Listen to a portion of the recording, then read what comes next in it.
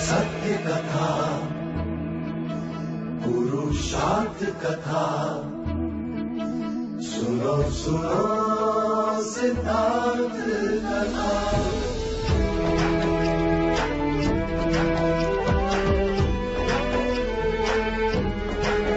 संसार में दुख का कारण क्या, संताप शोक का निवारण क्या। संसार में दुख का कारण क्या, संताप शोक का निवारण क्या। इस खोज में सब कुछ त्याग दिया, हर वैभव से वैराग लिया। वो सृष्टि से संयुक्त हुए, सिद्धार्थ से गौतम बुद्ध हुए।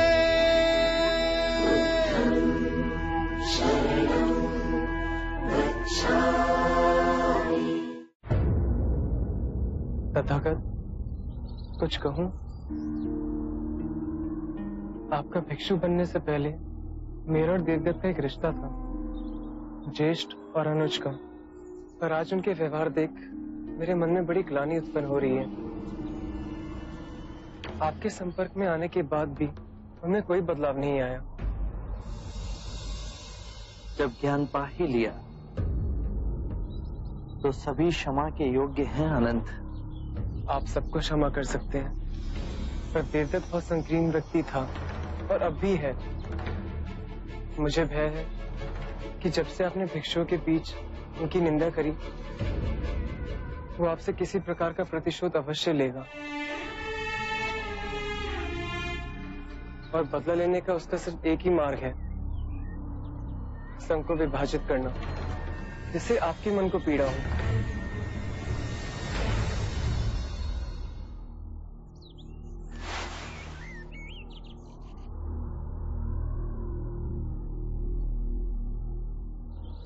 आनंद, संघ मेरी चेतना है, मेरे मार्ग का प्रमाण है कि वो पीड़ा का कारण नहीं बनेगा। भिक्षुओं के सामने देवदत्त की आलोचना करने का मेरा एक ही कारण था कि मैं ये स्पष्ट रूप से कहना चाहता था कि मैंने देवदत्त को मेरा या संघ का कोई भी उत्तरदायित्व नहीं सौंपा है, और उसके पश्चात भी यदि देवदत्त कोई भी कृत्य करता तो वो केवल उसका दोष होगा।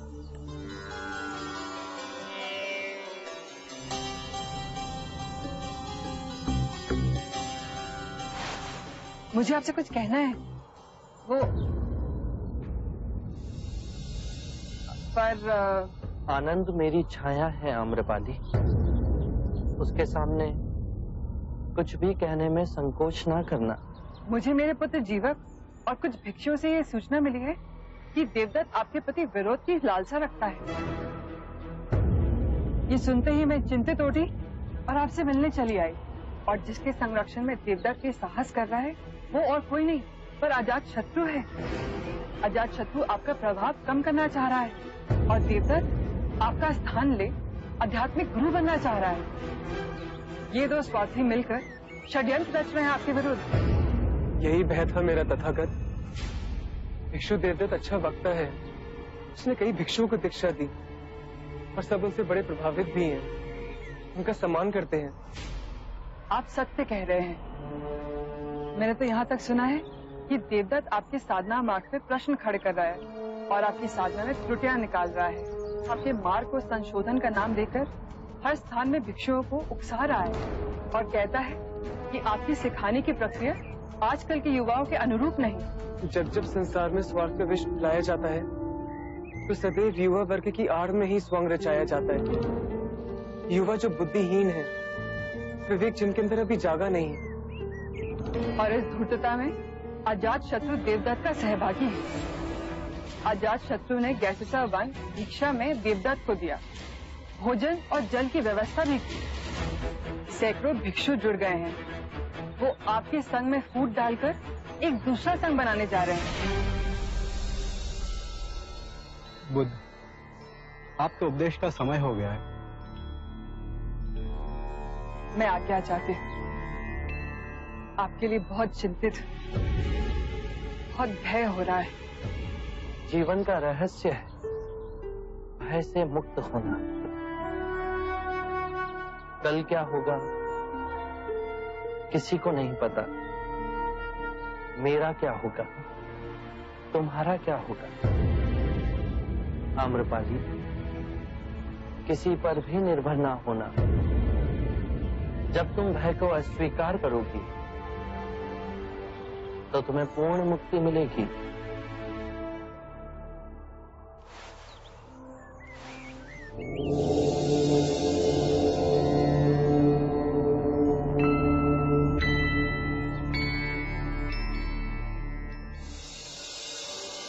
निर्बल को बल वही दे सकता है जो पूर्ण मुक्त हो। और वो केवल आप है बुद्ध।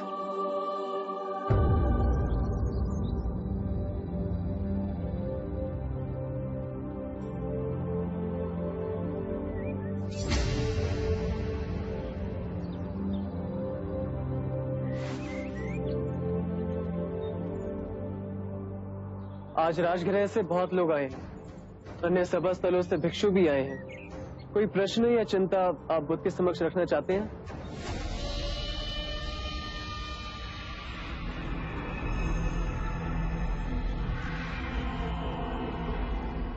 आप भिक्षुओं को इच्छा रहित और सादगीपूर्ण जीवन जीने की शिक्षा देते हैं, किंतु आज आपके 5 नियमों में मैं कुछ संशोधन करने का प्रस्ताव रखना चाहता हूं, जिससे हम सभी भिक्षुओं के सादगीपूर्ण जीवन की प्रतिबद्धता और दृढ़ हो सके।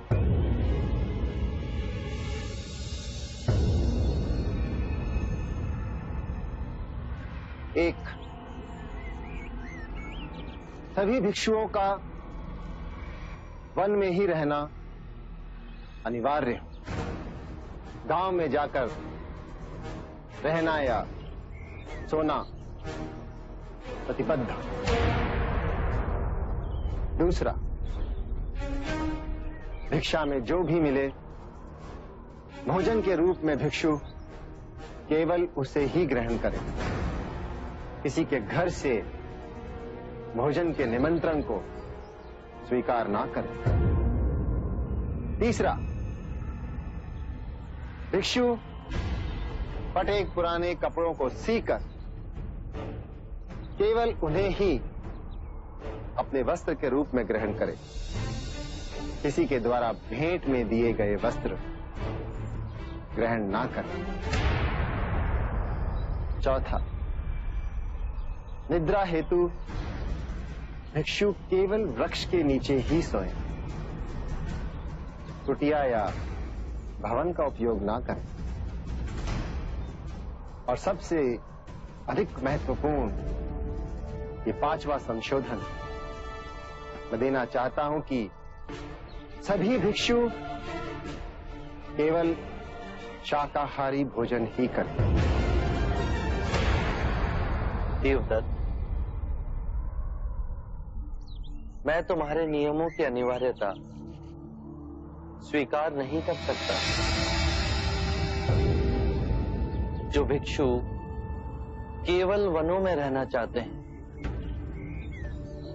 उन्हें इसकी अनुमति है, बाकी अन्य ग्रामों और नगरों में रह सकते हैं। जो भिक्षु केवल भिक्षाटन द्वारा भोजन करना चाहते हैं, वो उपासकों के निमंत्रण को अस्वीकार कर सकते हैं। अन्य को स्वतंत्रता है कि वो उपासकों के निमंत्रण को स्वीकार कर सकते हैं। जो भिक्षु चीथड़ों को सीकर भिक्षु वस्त्र पहनना चाहते हैं, वो इसके लिए स्वतंत्र है, किंतु अन्य जिन्हें उपहार में भिक्षु वस्त्र मिले, वो 3 से अधिक ना ले। जो भिक्षु वृक्षों के नीचे सोना चाहते हैं, वो ऐसा करने के लिए स्वतंत्र है, किंतु अन्य कक्षों और कुटियाओं में रह सकते हैं। ये उनका अधिकार है देवदत्त। जो भिक्षु शाकाहारी भोजन करना चाहते हैं, उन्हें इसकी अनुमति है, किंतु अन्य जो मांसाहारी ग्रहण करना चाहते हैं, वो मांसाहारी ग्रहण कर सकते हैं, किंतु उनके भोजन के लिए किसी भी जीव की जीव हत्या नहीं की गई हो। देवदत्त, वर्तमान व्यवस्था के अनुसार भिक्षुओं को जनमानस से संपर्क करने का अवसर मिलता है, उन्हें सद्धर्म मार्ग की शिक्षा प्रसारित करने का अवसर मिलता है। तो आप मेरे संशोधनों में त्रुटियां निकाल रहे हैं। त्रुटियां तो आप निकाल रहे हैं देवदत्त।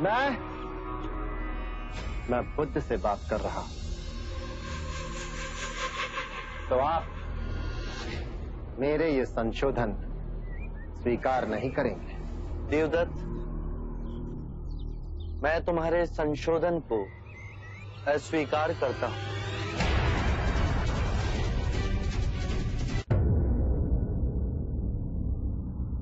भिक्षु देवदत्त,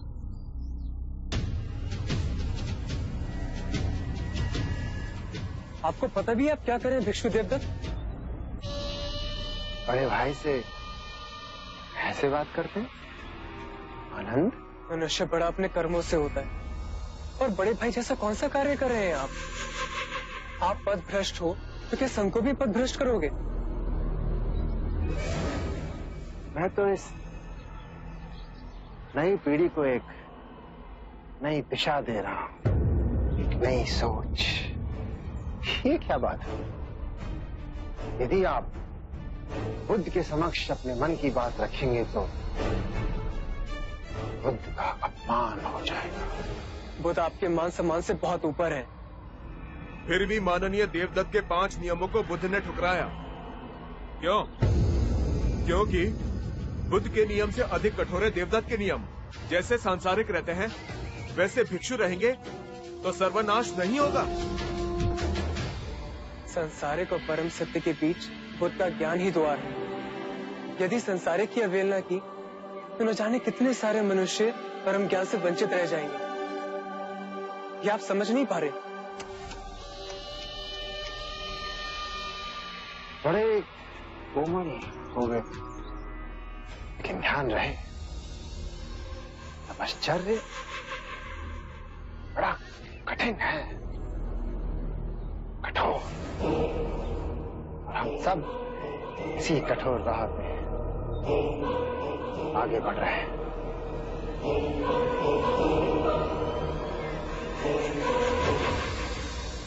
तो देवदत्त ने संघ का विभाजन कर दिया। देवदत्त ने बबूल बोए हैं तो वो फल कहां से पाएगा? आनंद, जब तुमने ये समझ ही लिया तो मन में उद्वेग क्यों? अब हम जहां भी जाएंगे तो मुक्ति के मार्ग की नहीं, संघ के विभाजन की चर्चा होगी। धर्म के मार्ग का उल्लंघन किया है देवदत्त ने, संघ का विभाजन किया है देवदत्त ने। बुद्ध, आज आप ये घोषणा कर दें कि देवदत्त हमारे संघ का सदस्य नहीं रहा, वो पथभ्रष्ट हो गया है। महाकश्यप, आपने पहले देवदत्त की प्रशंसा की थी, क्या आप सही कह रहे थे? हाँ बुद्ध, मैंने प्रशंसा की थी, लेकिन वो प्रशंसा उसके तप सदाचार और व्यवहार के लिए थी। और अब आप देवदत्त की निंदा कर रहे हैं, क्या ये सत्य कह रहे हैं? हाँ बुद्ध, बस मुझे यही जानना था। जो हो, सर्वप्रथम सत्य का साथ मत छोड़ें। तो कल प्रातः ही हमारे समस्त भिक्षु ये घोषणा कर देंगे कि देवदत्त पथ भ्रष्ट हो गया है, अब वो हमारे संग में नहीं रहा।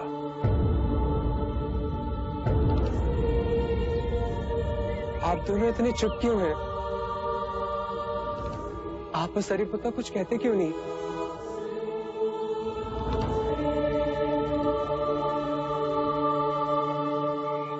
बुद्ध, मैं और मुगलाना देवदत्त के संग में जा रहे हैं।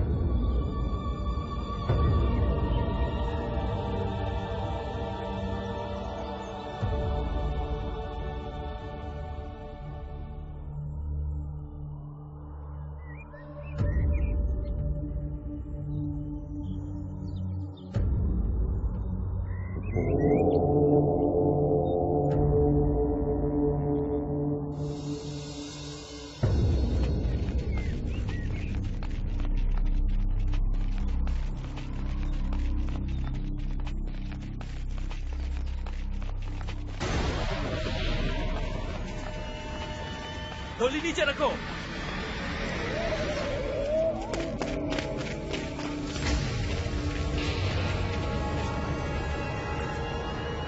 देवी आम्रपाली, वैशाली के राजा का हमें आदेश है कि जैसे ही आपकी डोली वैशाली की सीमा में पहुंचे, आपको बंदी बनाकर उनके सामने ले जाया जाए। बंदी बना ही रहे हो तो अपराध भी बताइए। आप पर देशद्रोह का आरोप है। आपने वैशाली के परम शत्रु मगध नरेश अजात शत्रु को शरण दी और अजात शत्रु की सच्चाई जानने के बाद भी आपने उनसे संबंध रखे।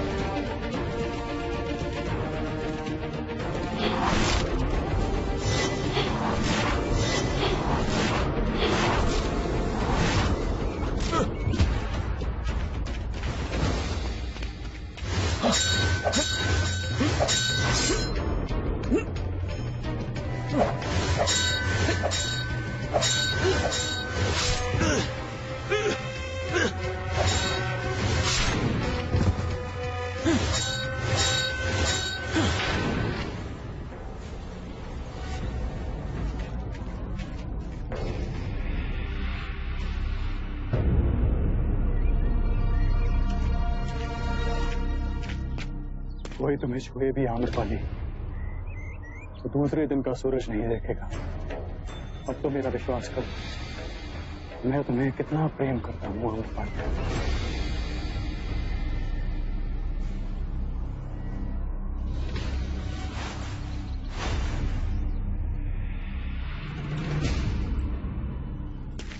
ये क्या आम्रपाली, अपनी जान पर खेलकर मैंने तुम्हारी जान बचाई और तुम चलो मेरे साथ, मैं आज तुमसे विवाह करूंगा। मैंने तुमसे विवाह करने का निर्णय अभी नहीं लिया। कब से इस बात को टाल रही हो? आज जो तुम्हारा निर्णय होकर ही रहेगा आम्रपाली। मेरे कर्तव्य और प्रेम के बीच संघर्ष हो रहा है। कर्तव्य कहता है मैं तुमसे विवाह ना करूं, और प्रेम मुझे तुमसे विवाह करने पे विवश करता है। इस धर्म संकट में मैं ना जाने कब से हूं।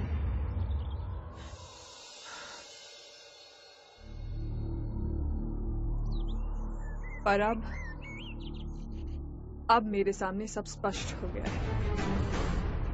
मैं अधीर हो रहा हूं आम्रपाली, शीघ्र बताओ क्या है तुम्हारा निर्णय आम्रपाली? बुद्ध कहते हैं कि भय से मुक्त हो जाओ। भयभीत होके ये मत सोचो कि कल क्या होगा, मेरा क्या होगा।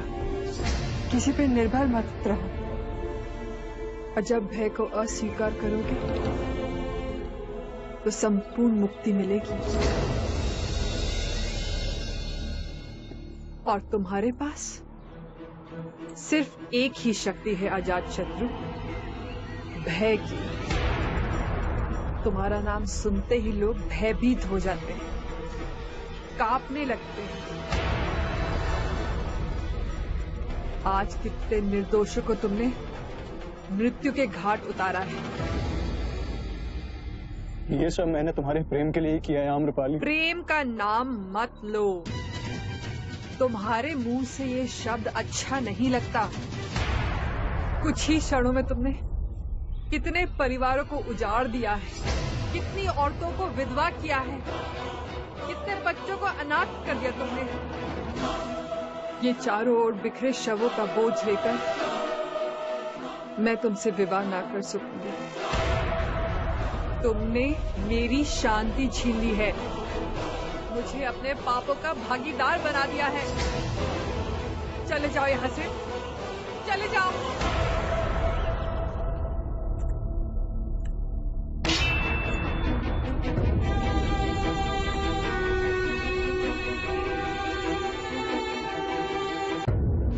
महाराज, जिसे हमने वैशाली की नगर वधू बनाया, उसी ने देशद्रोह किया। महाराज, युद्ध में घायल मगध नरेश अजात शत्रु को इसने अपने घर पे छुपाया। उसकी चिकित्सा के बहाने पर उसे वैशाली के सारे भेद बताए। ये अब भी अजात शत्रु से मिलती रही है महाराज। आम्रपाली, क्या ये आरोप सत्य है?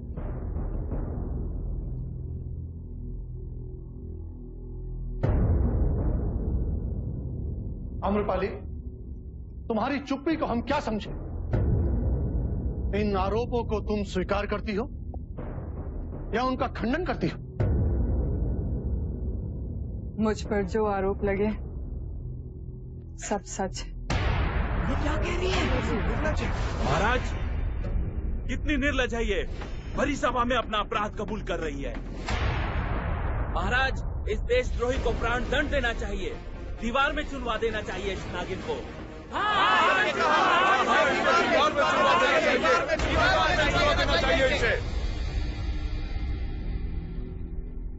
आम्रपाली, ये सुनकर हमें बहुत कष्ट हुआ।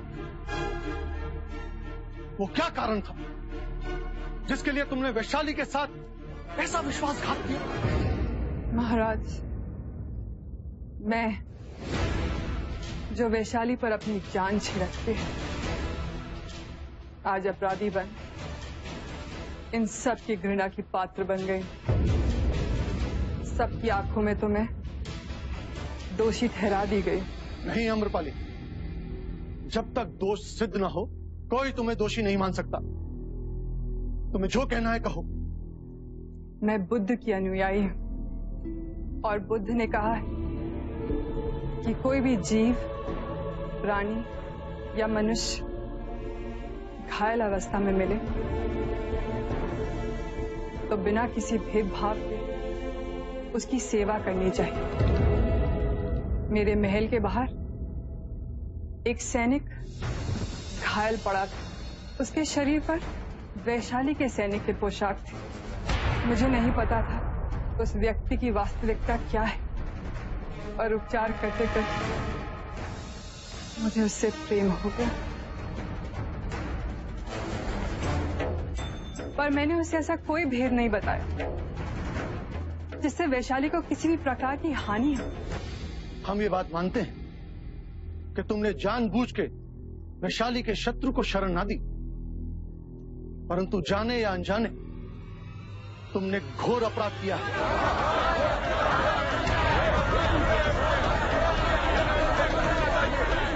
यदि प्रेम करना घोर अपराध है तो इस पूरे दरबार में सब दोषी, जो यहाँ है, सब ने किसी न किसी समय मुझसे, वैशाली की नगर वधू आम्रपाली से प्रेम किया। जो दंड मुझे मिले ये सब उसके भागी। दुख होता है कि मुझे इस बात की सफाई देनी पड़ी कि वैशाली का प्रेम मेरे रग रग में दौड़ता है। मुझे वैशाली के लोकतंत्र पे अभिमान है। मैं अपने रक्त के साथ विश्वासघात कर सकती हूँ क्या? मैंने अपने मातृभूमि से कोई छल नहीं किया। मैंने अपने प्रेम से कोई छल नहीं किया। मनुष्य और मनुष्य हो, अजात शत्रु से प्रेम करने की भूल कर बैठी। उस सैनिक के मुखौटे के पीछे अजात शत्रु का चेहरा छुपा है। ये मुझे बहुत बाद में ज्ञात हुआ, तब तक बहुत देर हो चुकी। महाराज, आप मुझे जो दंड देना चाहें, मैं उसका सम्मान करूंगा। हम तुम्हारी निर्भीकता का आदर करते हैं अम्रपाली। मनुष्य मन जो आज की बुराई देख पिछली सभी भलाई को भूल जाता है, और हम ऐसा ना होने देंगे। वैशाली के प्यारे नगरवासियों, आप में से ऐसा कौन है जिसे याद नहीं कि युद्ध के समय अम्रपाली ने हमारे सैनिकों का कैसे उपचार किया, अपनी सारी पूंजी लुटाई, रात और दिन का ध्यान ना करते हुए हर समय हमारे सैनिकों का उत्साह बढ़ाया। हमें तुम्हारे सेवक यदु से यह भी पता चला, यदि तुम चाहती तो कई महीने पहले अजात शत्रु से विवाह कर मगध की महारानी भी बन सकती थी। बुद्ध के प्रति तुम्हारी श्रद्धा को भी हम भली भांति जानते हैं। इन्हीं कारणों से हम कोई कठोर निर्णय ना लेंगे। अम्रपाली, हम तुम पर लगाए हुए सभी आरोपों से तुम्हें मुक्त करते हैं।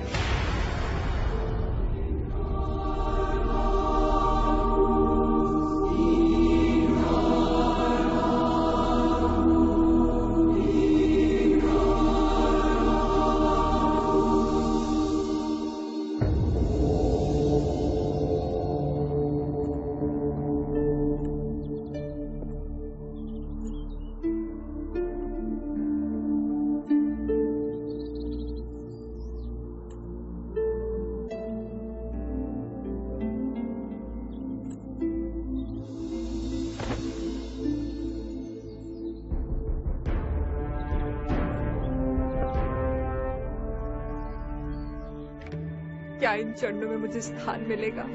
शाक्यमुनि गौतम मुझे दीक्षा देंगे, अपनी भिक्षुनी बनाएंगे। वैराग्य तुम्हारे अंतर से उठा है आम्रपाली। मैंने इस छल कपट से भरी दुनिया की वास्तविकता देख ली है। जीवन के इस घूमते चक्र से निकलकर मैं शांति पाना चाहती हूँ।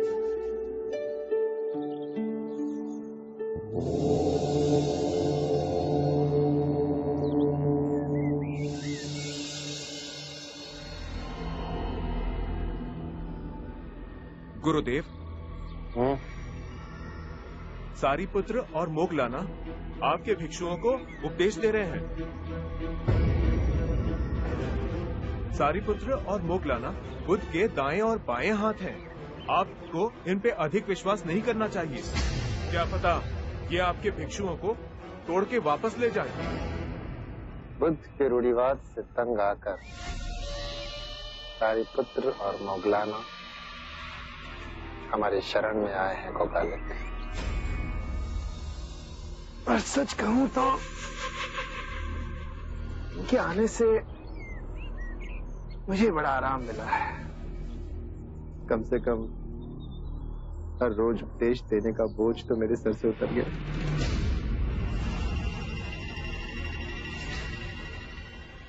बुद्ध और उसके भिक्षुओं ने मुझे संघ से निकाला था ना, इनका मेरी शरण में आना मेरी विजय है। ये दोनों क्या भिक्षुओं को पट्टी पढ़ाएंगे कोकालिक? क्या तुमने कभी भी दोनों के मुख से मेरे लिए निंदा का एक शब्द भी सुना है? कभी नहीं, पर फिर भी तुम चीजों को भांप नहीं रहे हो कोकालिक। ये नहीं देख रहे हो कि इन दोनों के प्रभाव के कारण अनेकों भिक्षु मेरे संघ में शामिल हो रहे हैं। इसका साफ अर्थ ये है कि लोगों के मन में ये भावना प्रबल हो रही है कि खोट बुद्ध में ही है, और इसका जीता जागता उदाहरण है ये दोनों। गुरुदेव, मुझे आपको सावधान करना था, सो कर दिया।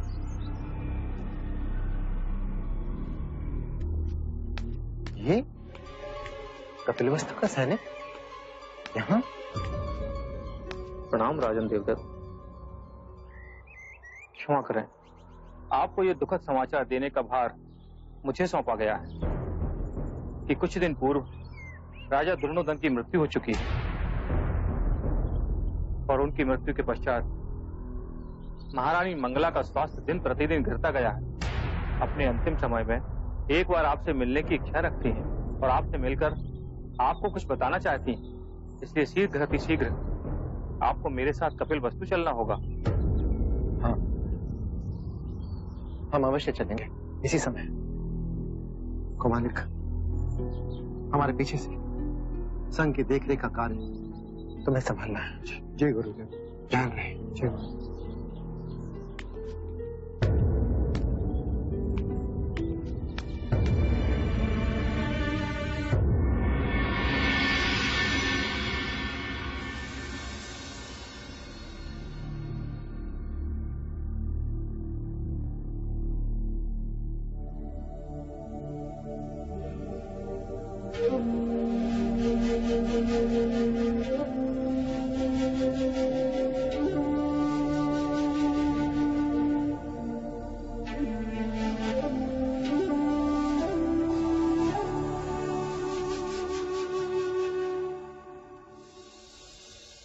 माँ,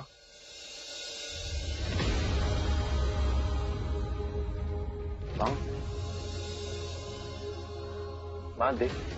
कौन? माँ मैं, तेरा देव। माँ,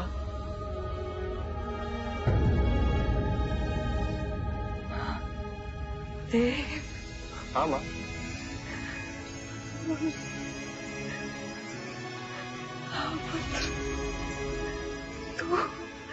तू आ गया पुत्र। हाँ माँ। ये क्या हो गया माँ तुझे? अंतिम घड़ियां गिर रही हूँ पुत्र। नहीं माँ, ऐसा मत कह, कुछ नहीं होगा तुझे। पता है देव, जब मैं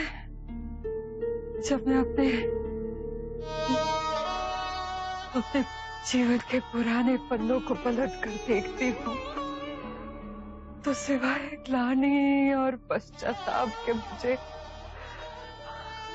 और कुछ नहीं दिखता। माँ, मैं कुछ कहना चाहता था तुझसे। नहीं पुत्र, आज मुझे बहुत कुछ कहना। आज मेरा ये दशा तू देख रहा है ना, मृत्युशैया पे अकेली हूँ, कोई नहीं है मेरे पास। ये मेरा दंड है, मेरे कर्मों का दंड है। देव, मेरे एक प्रश्न का उत्तर देगा तू? हाँ माँ, पूछना। मैंने ऐसा क्यों किया? अपने पूरे जीवन में मैंने सबको धोखा दिया। जिन्होंने भी मुझ पे विश्वास किया, भरोसा किया, सबका विश्वास मैंने तोड़ दिया। छल किया मैंने। बता सकता है ऐसा क्यों किया? कुछ बचता नहीं हूँ मैं। वो जो मेरे अपने थे, जिनसे सब कुछ छीनना चाहा,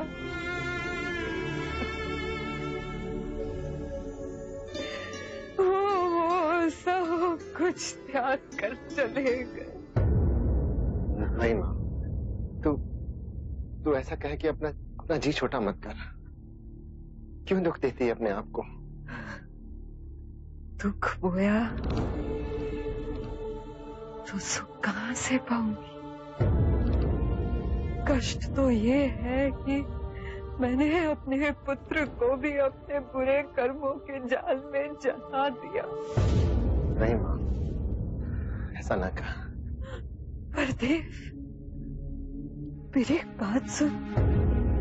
मुझे भिक्षु से पता चला कि तूने बुद्ध का संग तोड़ दिया। हाँ? ये सत्य नहीं है माँ। मैंने किसी का संग नहीं तोड़ा। माँ, तेरे देव ने अपना स्वयं का संग खड़ा किया है।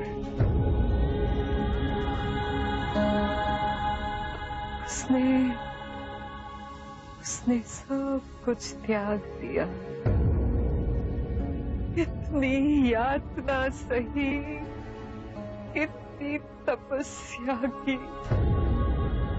तब कहीं जाके सिद्धार्थ बुद्ध बना और तू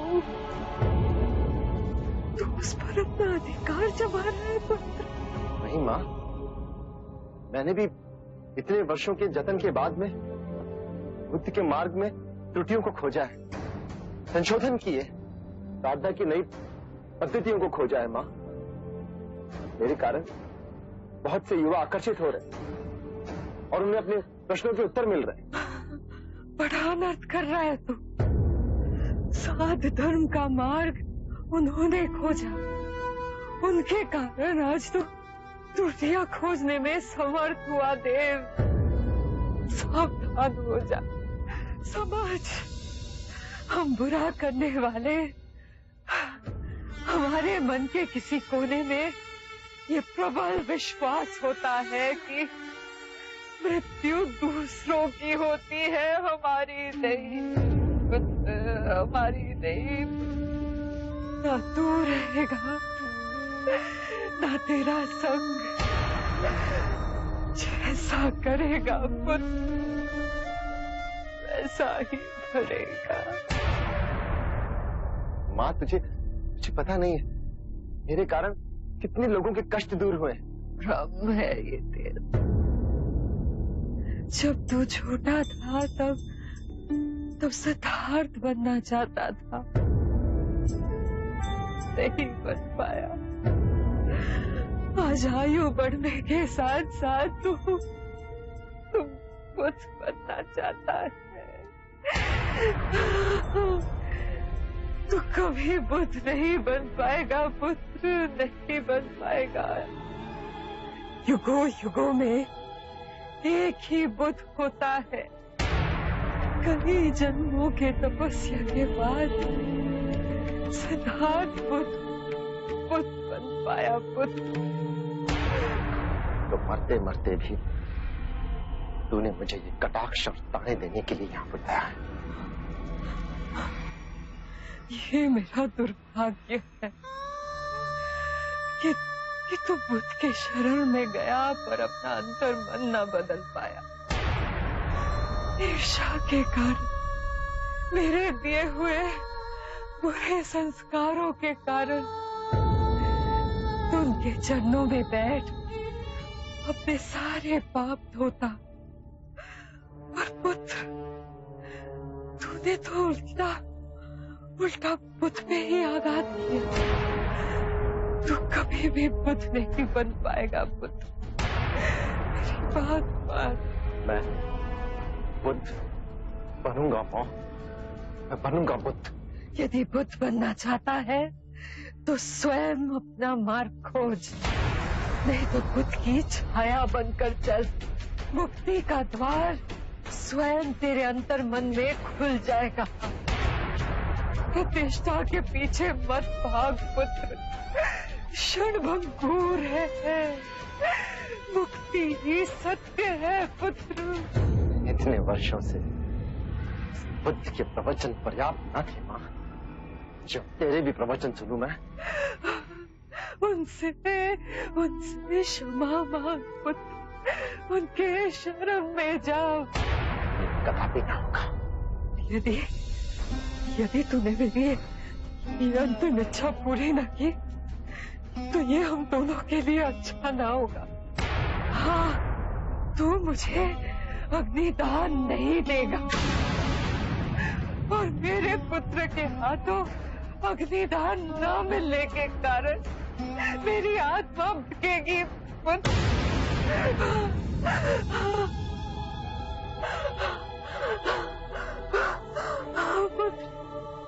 बुद्ध के शरण में जा, उनसे क्षमा मांग, मेरी बात समझ पुत्र और बोल बुद्धा शरणं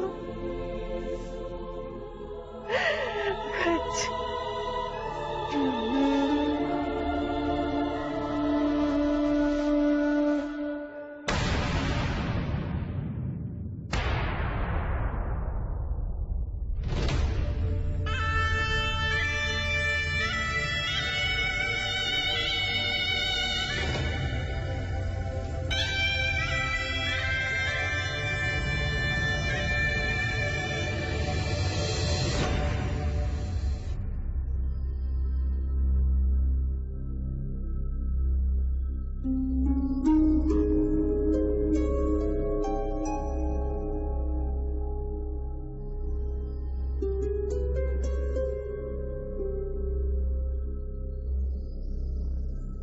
मुझे कपिला वस्तु में ये सूचना भिजवा दो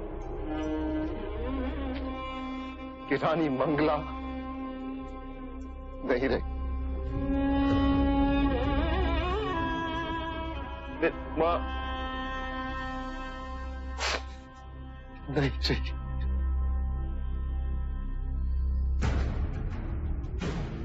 इनका अंतिम संस्कार